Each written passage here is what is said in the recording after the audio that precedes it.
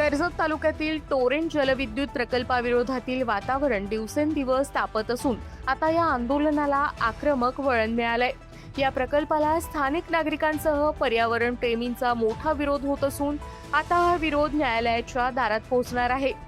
प्रकल्पाविरोधात लढा देणारे ॲडव्होकेट कैलास मोरे यांनी जनहित याचिका दाखल करण्याचा निर्णय घेतला असून त्यामुळे कंपनीच्या अडचणींमध्ये मोठी भर पडणार आहे। या प्रकल्पामुळे मोठ्या प्रमाणावर झाडांची कत्तल होणार असल्याचा आरोप करण्यात येत आहे। जंगलातील शेकडो वर्षे जुनी असणारी तब्बल 2.5 लाख झाडं तोडली जाणार असल्याने कर्जत तालुक्याच्या पर्यावरणावर गंभीर परिणाम होण्याची भीती व्यक्त केली जाते। तसंच या प्रकल्पामुळे स्थानिकांना कोणताही थेट फायदा होणार नसल्याचा दावा करत नागरिकांनी आता उघडपणे आंदोलनाची भूमिका घेतली आहे। पर्यावरण प्रेमी आणि ग्रामस्थ मोठ्या संख्येने रस्त्यावर उतरू लागले आहेत। दरम्यान रविवारी 26 एप्रिल रोजी कर्जतच्या शनी मंदिरात ॲडव्होकेट कैलास मोरे यांनी प्रकल्पाच्या संदर्भात एक महत्त्वाची बैठक घेतली। या बैठकीत आगामी आंदोलनाची दिशा, न्यायालयीन लढा आणि पुढील रणनीतीवर चर्चा करण्यात आली। यावेळी बोलताना त्यांनी शासन, प्रशासन आणि प्रकल्प समर्थकांवर जोरदार निशाणा साधला। मुंबई आणि महानगरांसाठी कर्जतला डम्पिंग ग्राउंड समजलं आहे का? कधी कचरा, कधी धरणं, कधी प्रकल्प आणि स्थानिकांच्या वाट्याला फक्त नुकसान। कर्जतची जनता शांत आहे म्हणून तिला गृहीत धरू नका असा इशारा देत येत्या महिनाभरात कर्जतमध्ये मोठं जन आंदोलन उभारण्यात येणार असल्याची घोषणा त्यांनी केली। तसंच कर्जतमध्ये 5-5 तास लाईट जाते आहे, मग इतके मोठे प्रकल्प होऊन स्थानिकांना फायदा काय? 100 वर्षापूर्वी टाटा प्रकल्प झाला, पण आजही कर्जतकरांना ना स्वस्त वीज, ना सुविधा, ना सवलत। मग पुन्हा नवीन प्रकल्प कोणासाठी? स्थानिकांसाठी की बाहेरच्यांसाठी असा सवाल त्यांनी उपस्थित केलाय। या आंदोलनात फक्त टोरेंटच नव्हे तर स्थानिकांना हानी पोहोचवणाऱ्या टाटा, पोशीर, शिलार आणि कोंढाणा अशा सर्व धरणांविरोधात आवाज उठवला जाणार आहे। या प्रकल्पाविरोधात आता थेट न्यायालयीन लढाई सुरू होणार असून जनहित याचिका दाखल केली जाणार आहे। तसंच ग्रीन ट्रिब्युनलकडेही या प्रकल्पाविरोधात तक्रार केली जाणार असल्याचा निर्णय या बैठकीत घेण्यात आला। तसंच या लढ्यासाठी लागणाऱ्या आर्थिक खर्चासाठी नागरिक स्वतःहून पुढे येऊन वर्गणी देत कायदेशीर लढ्यासाठी ताकद उभी करत आहेत। त्यामुळे एकीकडे टोरेंटकडून पैशांची ताकद वापरली जात असेल तर दुसरीकडे जनतेच्या सहभागातून हा प्रकल्प रोखण्यासाठी निधी उभा राहत आहे। येत्या महिनाभरात कर्जतमध्ये मोठं जन आंदोलन उभं राहणार असून 5 जून पर्यावरण दिनानिमित्त मंत्रालयावर पायी मोर्चा काढण्याचाही इशारा त्यांनी दिला आहे। त्यासाठी नियोजन सुरू असून लवकरच तारखा जाहीर केल्या जातील असंही त्यांनी सांगितलं। आज टोरेंट, टाटा, पोशीर, शिलार आणि कोंढाणा डॅम संदर्भात ही दुसरी बैठक तमाम कर्जतकरांच्या वतीने आयोजित केली होती।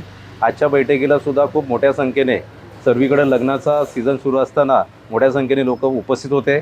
आजच्या बैठकीमध्ये आम्ही एक ठोस निर्णय घेतलेला आहे की आता त्याच्यातल्या कायदेशीर लढाईची सुद्धा तयारी केलेली आहे। PI आम्ही दाखल करतोय, ग्रीन ट्रिब्युनलला सुद्धा आम्ही केस दाखल करतोय आणि महत्त्वाची गोष्ट का ह्या लढ्यासाठी लोकांमधून वर्गणी सुद्धा जाहीर केलेली आहे। कुणी ₹1,00,000, ₹25,000 अशा प्रकारची एकीकडे चर्चा चालू होती का टोरेंटकडून पैसे दिले जातात, इकडे आता आम्ही टोरेंटला थांबवण्यासाठी आता पैसे उभे करतोय आणि हा खूप मोठा सिग्नल त्याच्यामध्ये आणि खूप मोठी एक जागृती सुरू झालेली आहे। आणि तुम्ही पाहिलं असेल का आज वारंवार आम्ही म्हणतोय, कोंढाणा असेल, पोशीर, शिलार असेल, टाटा असेल आणि त्याच्यामध्ये आता हा टोरेंट का ज्याच्यामध्ये ह्या प्रोजेक्टची कुठल्याही प्रकारची गरज नसताना लाखो झाडं त्याच्यामध्ये तोडली जाणार आहेत।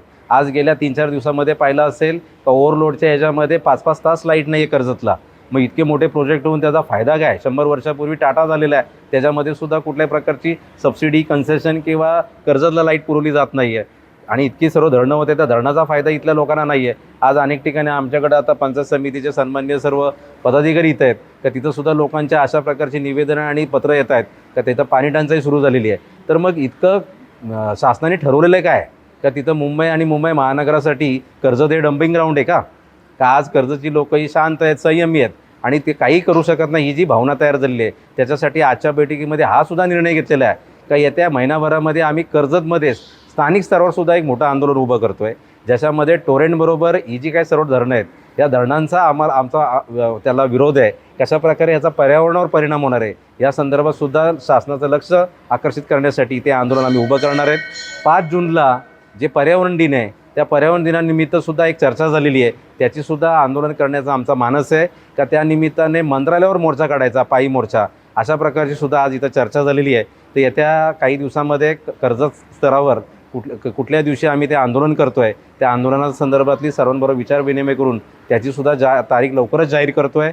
आणि मंत्रालयावरचा जो मोर्चा आहे त्याच्या संदर्भातली सुद्धा जी तयारी आहे किंवा त्या संदर्भातली मोर्चाचं जे नियोजन असेल ते सुद्धा टप्प्याटप्प्याने तुम्हाला जाहीर केलं जाईल. ते एकंदरीत आज खूप चांगल्या प्रकारची चर्चा झालेली आहे.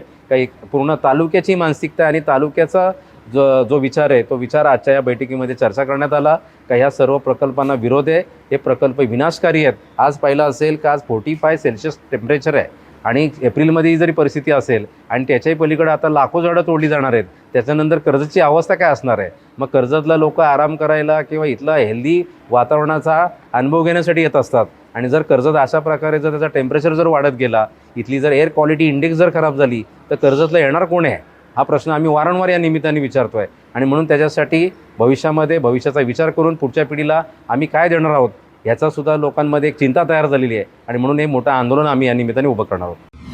आपल्या परिसरातील ताज्या बातम्या आणि घडामोडी सर्वात अगोदर पाहण्यासाठी कर्जत अपडेटला सबस्क्राईब करायला विसरू नका.